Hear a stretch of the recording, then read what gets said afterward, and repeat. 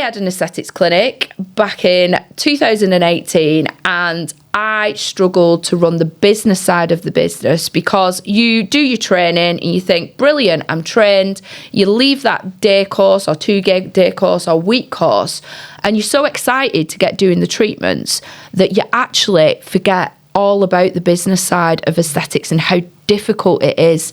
Do you find that that's a common theme that you get when people come to you for business coaching when it comes to aesthetics? Yeah, I think the biggest frustration is that the skills that bring people into wanting to run an aesthetics business are not the skills they need to run the business. So, they might be great clinicians, they've come from a medical background, they feel really confident with those skills. And in fact, they actually pick up the clinical skills of aesthetics really, really easily. And that's their comfort zone. And we all like to sit in our comfort zone. And so you kind of get into this feel that, I really enjoy it. I love the transformation process. They love dealing with people for really positive reasons rather than potentially negative reasons from their original career and background.